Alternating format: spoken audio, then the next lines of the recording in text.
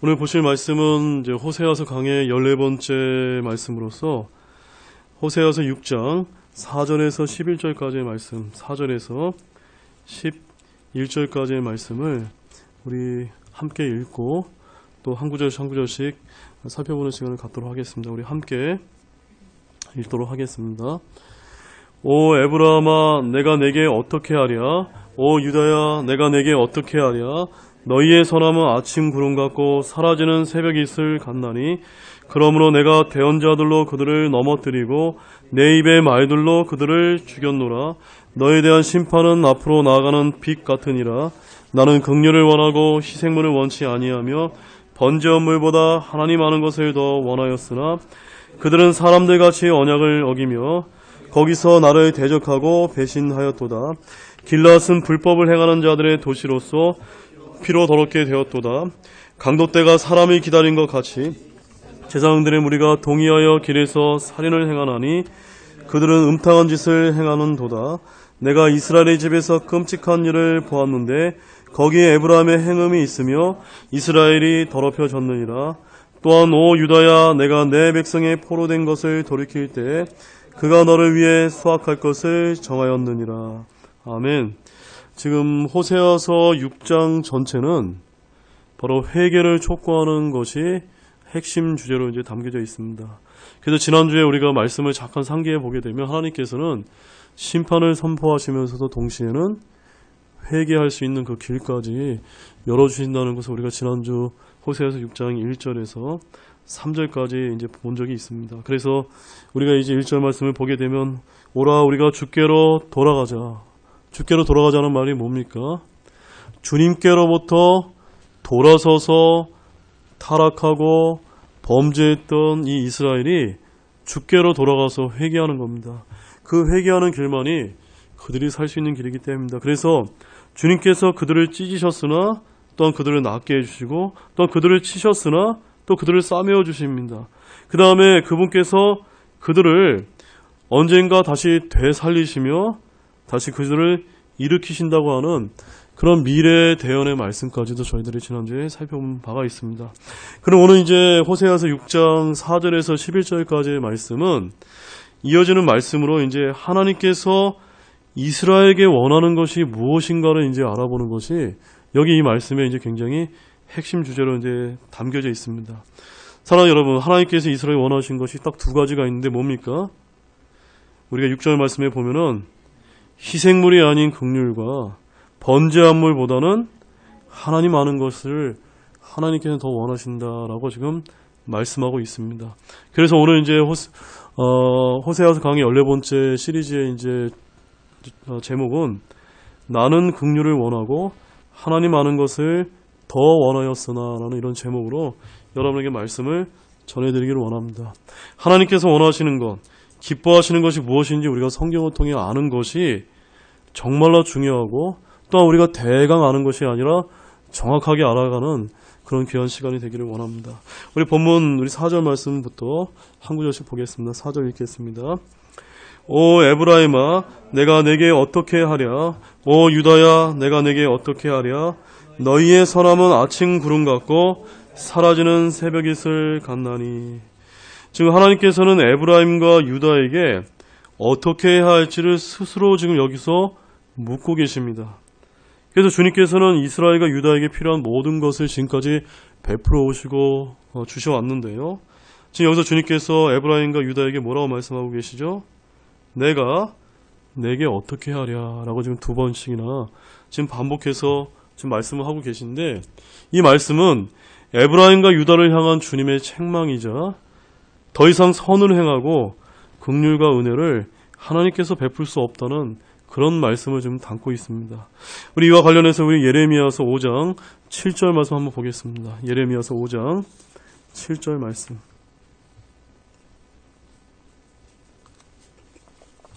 예레미야서 5장 7절 우리 9절 말씀 이렇게 연달아 이어서 볼 텐데 먼저 우리 예레미야서 5장 7절 말씀 함께 읽겠습니다. 내가 어찌 이 일에 대하여 너를 용서하겠느냐? 내 자녀들이 너를 버리고 신이 아닌 것들을 두고 맹세하였으며 내가 그들을 배불리 먹임에 그때 그들이 간음하고 때를 지어 창녀들의 집에 모였도다.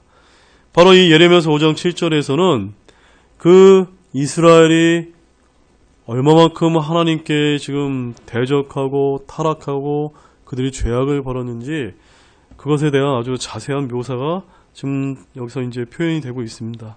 그 다음에 9절 말씀 같이 함께 읽겠습니다. 주가 말하노라 내가 이런 일들로 인하여 징벌하지 아니하겠느냐 내 혼이 이 같은 민족에게 원수를 갚지 아니하겠느냐. 지금 하나님께서는 지금 이런 죄악과 타락으로 점쳐여 지어진 이들에게 지금 경고를 좀 해주고 계십니다. 징벌과 원수를 갚겠다라고 지금 말씀을 하고 계십니다. 그래서 주님께서는 이제는 너희들에게는 더 이상 심판 외에는 에브라임과 유다에 대해 더 할 일이 없다는 것을 지금 분명히 말씀을 하고 계신데 그것이 오늘 호세아서 본문 6장 4절 말씀에 내가 내게 어떻게 하랴. 내가 내게 어떻게 하랴. 이게 뭔 뜻입니까? 내가 너희를 어떻게 지금 대우해줘, 지금 해줄 게 뭐가 있느냐, 너희들 어떻게 하면 돌이킬 수 있느냐에 대한 그런 말씀을 지금 하고 계신데, 우리 예레미야서 9장 7절 말씀 한번 보겠습니다. 예레미야서 9장 7절 말씀. 거기에 이제 더 분명한 주님의 답변이 이제 여기서, 표현되고 있습니다. 함께 읽겠습니다. 그러므로 만군의 주가 이같이 말하노라. 보라, 내가 내 백성의 딸로 인하여 어떻게 할까? 내가 그들을 녹이고 단련하리라. 내가 내게 어떻게 하랴? 내가 내 백성의 딸로 인하여 어떻게 할까라고 이렇게 말씀하시면서 주님의 답변이 뭐라고 지금 여기서 표현되고 있습니까? 내가 그들을 녹이고 단련하리라. 결국 주님께서는 그들을 녹이고 단련하시고 징계하시고 심판할 수밖에 없다는 것을 여기서 지금 말씀하고 있습니다. 다시 우리가 본문 4절 말씀을 이어서 보게 되면은 이어지는 말씀으로 너희의 선함은 아침 구름 같고 사라지는 새벽 이슬 같나니. 사랑하는 여러분, 아침 구름 같고 새벽 이슬 같다. 어떤 느낌이 드십니까? 아름다운 이런 광경이 묘사가 되고 계십니까? 그렇지가 않습니다. 여기서는 이 아침 구름과 새벽 이슬이라는 것이 어떤 긍정적이고 좋은 의미를 말하고 있는 것이 아니라 곧 사라져 없어버리는 그런 부질없는 것을 여기서 지금 말해주고 있습니다. 바로 겉으로는 화려하게 보이지만 금방 없어져 버리는 것이 아침의 구름이요 사라지는 새벽 이슬이다라는 뜻입니다. 바로 에브라임과 유다의 신앙은 그들의 선함은 영원하지 않고 어땠다는 겁니까? 일시적이었다는 것을 지금 말씀하고 있습니다. 가나안 땅에 그들이 하나님의 은혜로 홍해를 건너서 정착을 했지만 여호수아와 당대의 장로들이 살아있을 동안에만 잠시 동안만 그들에게 선함이 있다가 그들은 결국 어떻게 됐죠? 하나님을 대적하고 우상을 섬기며 영적 행음을 행했다라고 지금 말씀하고 있습니다. 본문 5절 말씀 읽겠습니다. 그러므로 내가 대언자들로 그들을 넘어뜨리고 내 입의 말들로 그들을 죽였노라. 너에 대한 심판은 앞으로 나아가는 빛 같으니라. 이렇게 그들의 그 선함이 아침 구름 같고 새벽 이슬 같이 사라지고 그들이 범죄하고 타락하고 하나님을 이제 슬프게 함으로 인해서 하나님께서 여기서 지금 심판의 메시지를 좀 던져주고 계십니다. 주님께서 이스라엘과 유다를 어떻게 하실 것에 관한 지금 말씀을 지금 해주고 계신데 그 표현이 굉장히 지금 독특하게 표현되고 있습니다. 뭐라고 말씀하고 있나요? 내가 대언자들로 그들을 넘어뜨리고. 이게 무슨 뜻일까요?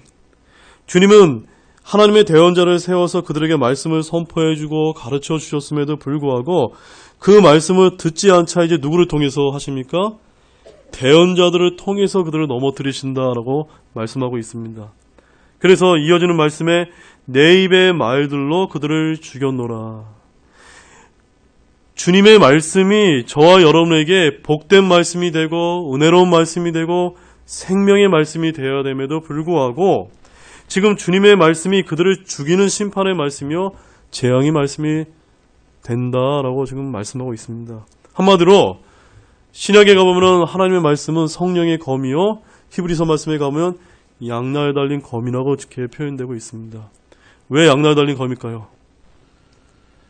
한편으로는 복되고 은혜롭고 생명의 말씀이 될 수 있지만 또 한편으로는 또한 우리를 책망하고 징계하고 심판하는 그런 말씀이기 때문입니다.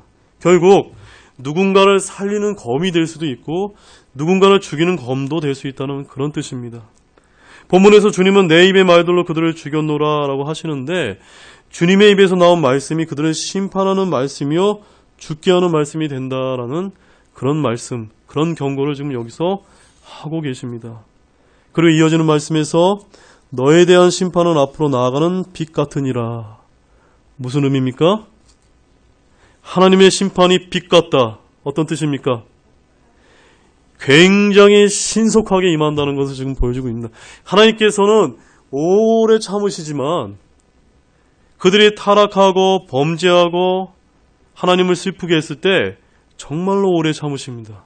정말로 오랫동안 긍휼을 베푸십니다. 그러나 하나님께서 일단 결단하시면요, 그들에 대한 심판은 빛과 같이 진행된다는 것입니다.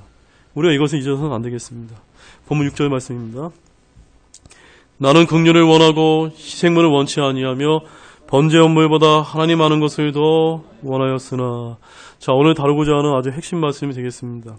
이 구절은 이제 우리가 신약에 있는 복음서에서 주님께서 두 번이나 이제 인용하신 적이 있습니다. 특별히 이제 예수님께서 율법 준수, 또한 안식일 준수를 외치는 바리새인들과 이런 서기관들의 위선을 책망하시면서 마태복음 9장 13절과 마태복음 12장 7절 말씀에서 내가 긍휼을 원하고 희생물을 원치 아니하노라 하신 말씀이 무슨 뜻인지 배우라라고 이렇게 말씀하신 적이 있었습니다. 그래서 주님께서 가서 무슨 뜻인지 배우라고 하신 말씀이 오늘 어떤 말씀입니까? 오늘 우리가 읽어본 호세아서 6장 6절 말씀이라는 사실입니다. 주님께서 원하시는 것은 희생물이 아니고 무엇이죠? 긍휼입니다. 주님이 번제 헌물보다 더 원하신 것은 무엇입니까? 하나님을 아는 것이라는 뜻입니다. 여러분들이 여기 나오시는 목적이 뭡니까? 그저 형식적으로 예배드리기 위해서입니까? 아닙니다. 하나님의 긍휼을 우리가 깨닫고 하나님을 알기 위한 것입니다. 긍휼과 희생물 중 긍휼이 더 중대한 문제라는 것입니다. 범죄 헌물과 하나님을 아는 것 중 하나님을 아는 것이 더 우선이며 더 중대한 문제라는 그런 말씀입니다. 시편 50편 8절 말씀에 이런 말씀이 있습니다. 내가 내 희생물이나 내 번제 헌물로 인하여 너를 책망하지 아니하리니 그것들이 계속해서 내 앞에 있어 왔도다. 이 말이 무슨 뜻입니까? 주님께서는 지금 이스라엘이 희생물이나 번제 헌물을 제대로 드리지 않았기 때문에 심판하고 책망하는 것이 아니라 지금 핵심이 그런 것을 뜻하는 것이 아닙니다. 희생물보다 더 중요한 것이 있는데 그들이 무엇이 부족했다는 겁니까? 긍휼과 하나님을 아는 것에서 그들이 부족했다는 말씀입니다. 그래서 전도서 잠언 21장 3절 말씀 우리 같이 한번 찾아보겠습니다. 잠언 21장 3절 말씀입니다.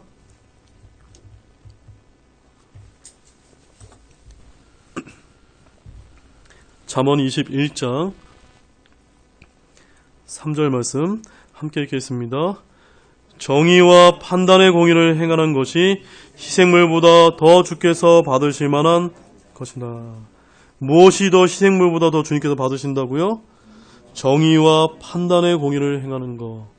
바로 예수님께서 그 바리새인들과 서기관들의 그 위선을 책망하신 것도 그들이 무엇이 부족했기 때문입니까? 바로 정의와 판단의 공의를 행하는 것이 부족했음을 지적했다는 것을 우리가 좀 알 필요가 있습니다. 전도서 5장 1절 말씀도 보겠습니다. 전도서 5장 1절 말씀. 전도서 5장 1절 말씀입니다. 함께 읽겠습니다. 너는 하나님의 집에 갈 때 내 말을 지키고 어리석은 자들의 희생물을 드리는 것보다 듣는 것에 더 주의를 기울이라. 그들은 자기들이 악을 행하는 줄로 생각하지 아니하느니라. 바로 하나님께서 여기서 뭘 강조하신 걸까요? 저와 여러분이 희생물을 드리는 것보다 더 주의를 기울여야 될 두 가지를 말씀하고 있습니다. 어떤 겁니까? 내 발을 지키는 것. 내 발을 지키는 것이 무엇일까요, 여러분? 여러분이 지금 우리 실생활에서 한번 어떤 점을 우리가 적용해 볼 수 있을까요? 가서는 안 될 곳에 우리가 갔을 때, 우리가 어느 가서는 안 될 그 장소가 있는데 우리 양심에 그 하나님의 말씀을 통해 성령님께서 알려주시거든요. 근데 그곳에 갔을 때 어떻습니까? 지키지 못한 것입니다. 또 여기서 뭘 뜻하고 뭘 또 한 가지 더 있죠? 뭐가 있습니까? 듣는 것에 더 주의를 기울이는 것이다 라고 말씀하고 있는가. 여러분은 하나님의 말씀을 듣는데 얼마만큼 주의를 기울이고 계십니까? 드라마나 영화나 뭐 다른 어떤 사람들의 어떤 잡담 이런 것에 혹시 더 귀가 쫑긋해서 여러분들 이렇게 마음이 끌려가시는 분들은 없습니까? 우리 신앙인들은 그것보다는 하나님의 말씀을 더 주의를 기우는 것에 주의를 기울여야 된다라고 말씀하고 있습니다. 왜냐? 그래야만 내가 내 안에 하나님의 법을 즐거워하고 또한 죄의 법을 따르지 않도록 우리의 삶을 우리가 그렇게 바꿔나갈 수 있기 때문입니다. 또 이사야서 1장 11절 말씀 한번 보겠습니다. 이사야서 1장 11절 말씀. 이사야서 1장 11절 말씀입니다. 함께 있습니다. 주가 말하노라 너희가 내게 바치는 수많은 희생물이 무슨 소용이 있느냐. 나는 순양의 번제 헌물과 살찐 짐승의 기름으로 배가 부르며 숫소나 어린 양이나 순염소의 피를 기뻐하지 아니하노라. 많은 사람들이 생각할 때 하나님께서 뭔가 받는 것을 좋아하시는 것이다 라고 우리가 오해할 수가 있습니다. 결코 그렇지 않습니다. 하나님께서 뭐가 부족한 게 있으시겠습니까? 온 우주 만물을 창조하신 하나님께서 우리가 드리는 헌금, 여기서 말씀하신 것처럼 그 수많은 희생물, 숫소나 어린 양의 순염소의 피, 그런 거 기뻐하시겠습니까? 하나님 그렇다고 말씀하고 있지 않습니다. 그럼 하나님께서 뭘 기뻐하신다고 말씀하고 계십니까? 16절과 17절 말씀 이어서 읽겠습니다. 너희를 씻고 너희를 깨끗하게 하라. 내 눈앞에서 너희의 악한 행인들을 버리고 악을 행하기를 그치며 잘 행하기를 배우고 판단의 공의를 추구하며 학대받는 자들을 구제하고 아버지 없는 자들을 위해 재판하며 과부를 위해 변호하라. 지금 주님께서 반복해서 말씀하고 계시고 강조하는 것이 바로 이것입니다. 율법에 따라 성전에서 희생물을 들고 오는 종교 행위는 아무 소용이 없다는 말씀입니다. 그보다 더 중요한 것은 나 자신을 깨끗이 하고 우리의 삶 가운데 악한 행위를 버리는 것이라고 말씀하고 있습니다. 선을 행하고 배우고 판단의 공의를 추구하는 것이 우리 주님께서 원하시는 것이다 라고 말씀하고 있습니다. 그러면 우리가 매주 매 수요일마다 이 예배당에 와서 우리가 예배를 드릴 때 무엇을 먼저 우리가 생각을 해야 됩니까? 주님께서 진정 우리에게 원하시는 것이 무엇인가? 그것을 우리들이 드리기를 원합니다. 한 구절만 더 보겠습니다. 아모스 5장 21절에서 23절 말씀입니다.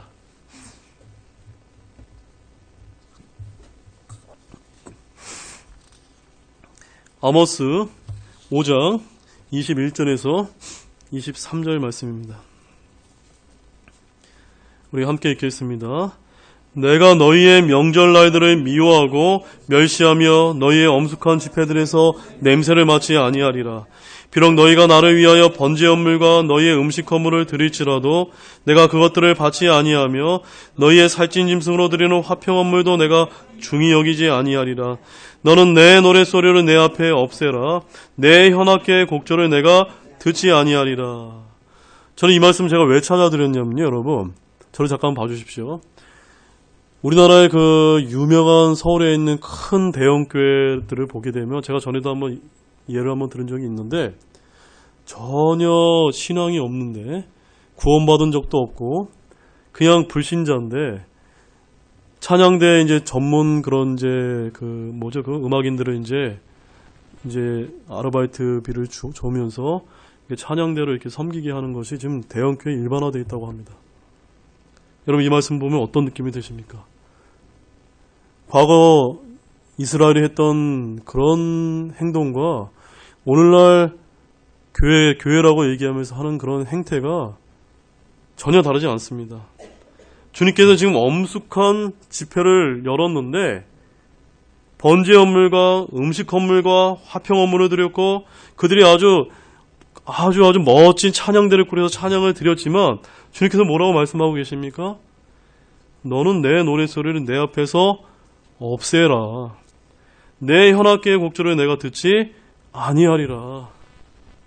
오늘날 교회에서 찬양을 하게 될 때 우리가 주님으로부터 이런 말씀을 듣지 않도록 굉장히 주의해야만 된다고 저는 그렇게 믿고 있습니다. 여러분 그렇게 믿으십니까? 그래서 저는 우리 교회가 너무나 좋습니다. 네. 비록 우리는 우리는 이렇게 악기를 전공한 분들은 없지만 얼마나 멋집니까? 자원하는 마음으로, 기뻐하는 마음으로 우리들이 그런 부족한 실력이지만 하나님께 정말 은혜로 우리의 그 하모니를 만들어 가게 될 때, 또 지난주에 우리 도영부 형제님 가정과 우리 김서 형제님 가정이 찬양을 하는데 정말 은혜롭더라고요. 저는 그런 찬양을 원합니다. 하물며 인간들도 이런데 하나님께서 어떤 찬양을 더 원하시겠습니까? 화려한 찬양대, 화려한 악기? 저는 하나님 그런 분이 아니시다. 그렇게 믿고 있습니다. 주님이 원하시는 것은 성도들이 모여서 영과 진리로 찬양하기를 원하시지, 멋진 악기를 동원한 찬양보다 의를 더 행하는 걸 기뻐하신다는 것을 꼭 믿으시기 바랍니다. 본문 7절입니다. 함께 읽겠습니다. 그들은 사람들같이 언약을 어기며 거기서 나를 대적하고 배신하였도다. 지금 이스라엘은요, 하나님과 맺은 언약이 있었습니다. 그 언약이 무엇이었나요? 아브라함과 이삭과 야곱이 맺은 그 언약을 이야기하는 것이 아니라 여기서 말씀하시는 언약은 시내산에서 율법을 받으면서 모세를 중재자로 세워받은 언약으로서 우리가 그것을 뭐라고 부릅니까?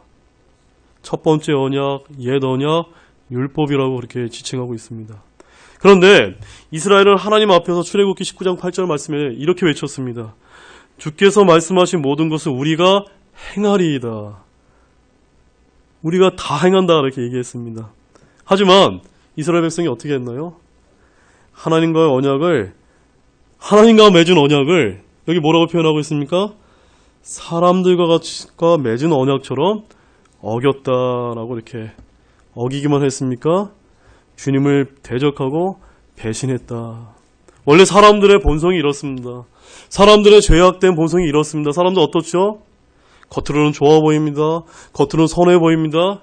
그러나 조금만 뒤를 돌아보면은 등에 칼을 꽂고 사람들과 맺은 언약을 배반하며 배신하고 대적하는 것이 우리 모든 인간들의 그 죄악된 본성이라는, 이것은 나는 안 그래라고 하지 마십시오. 누구나 다 그런 죄악된 본성을 갖고 있습니다. 아멘이시죠? 본문 8절 읽겠습니다. 길르앗은 불법을 행하는 자들의 도시로서 피로 더럽게 되었도다. 이 말씀 굉장히 중요합니다. 여러분 길르앗이 어디입니까? 나중에 여러분 성경 그 지도에 가보시게 되면은 길르앗은 저 므낫세 지파의 땅으로서 요르단 동편에 있는 유황으로 유명한 도시로 이제 알려지고 있는데요. 이 지역은 이스라엘과 이방 땅의 경고로 국경 지역이었습니다. 한마디로 길르앗은 불법을 행하는 자들의 도시란 이 뜻은요, 이스라엘의 중심부로서 제단이 있는 베델이나 단, 또 왕궁이 있는 사마리아뿐만이 아니라 온 지역이 모든 도시가 다 불법을 행하는 도시로 피로 더럽게 되었음을 지금 하나님께서 말씀하고 있다는 사실입니다.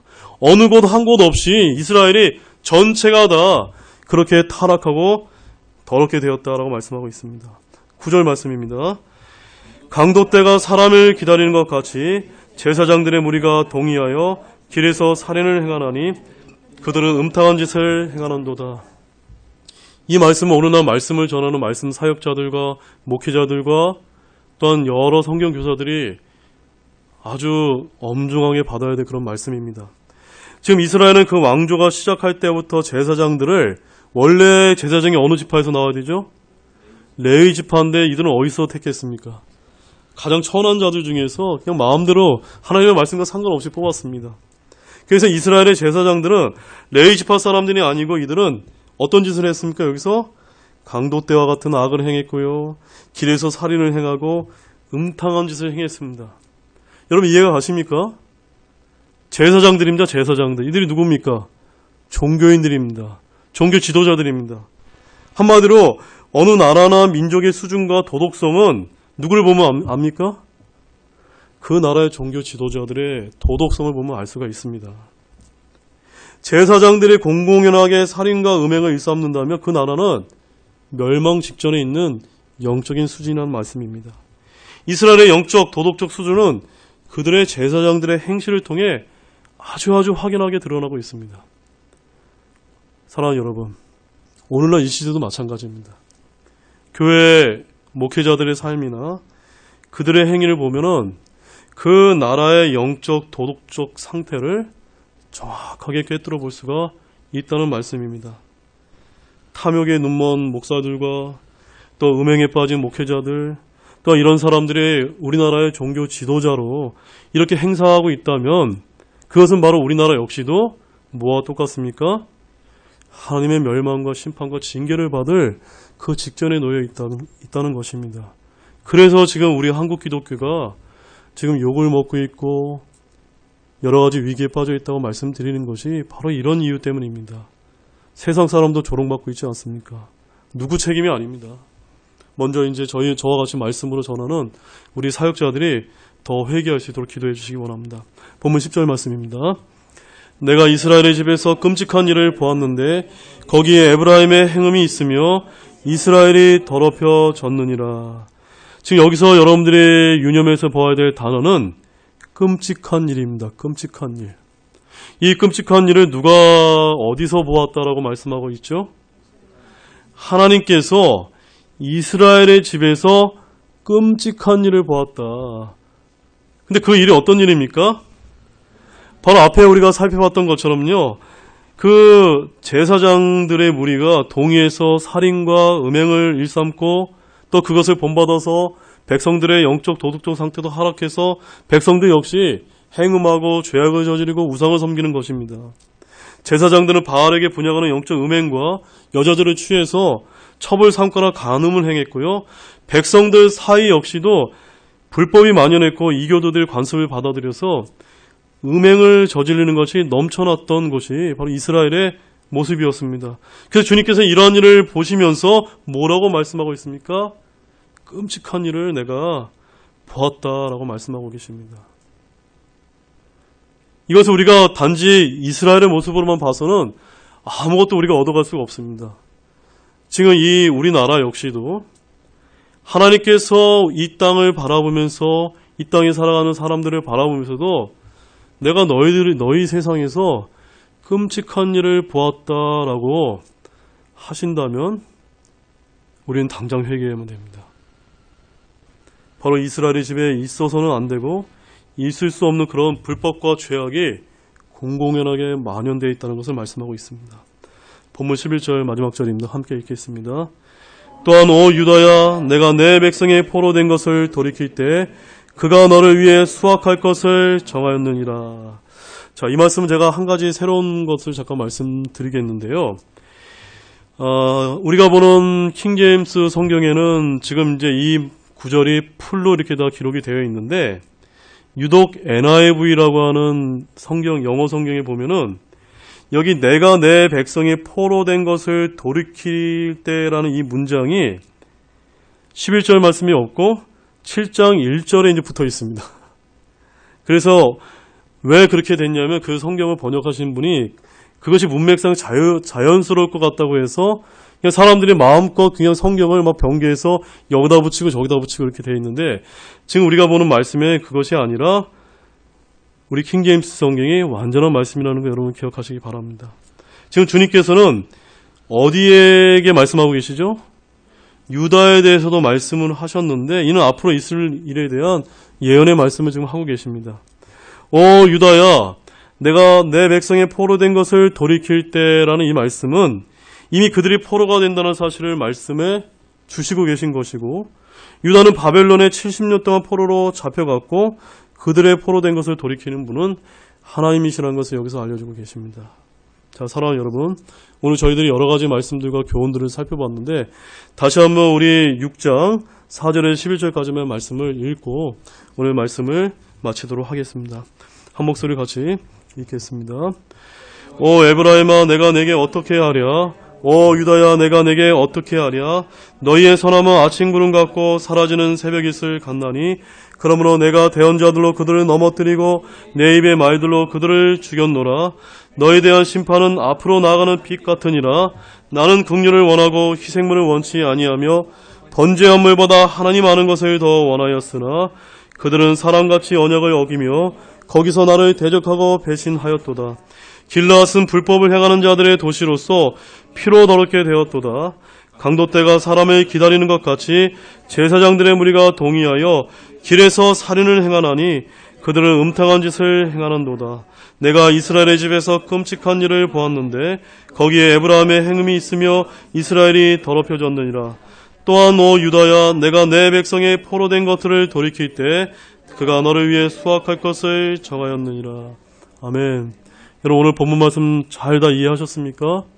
오늘 6절 말씀에 나와 있는 것처럼 하나님께서 저와 여러분을 통해서 긍휼을 원하시고 하나님 아는 것을 더 원하신다는 그런 말씀을 잘 기억하는 저와 여러분이 되기를 원합니다. 기도하시겠습니다. 하나님 아버지, 참 감사를 드립니다. 오늘도 이 호세아서 6장 4절에서 11절 말씀을 통해서 저와 여러분들에게 귀한 진리의 말씀을 가르쳐 주시며 참 감사를 드립니다.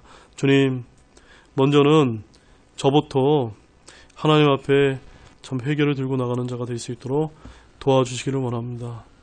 저 자신부터가 하나님께 더욱더 기도하고 또한 하나님을 추구하며 저의 영적인 상황과 도덕적인 상황이 추락하지 않도록 도와주시기를 원합니다.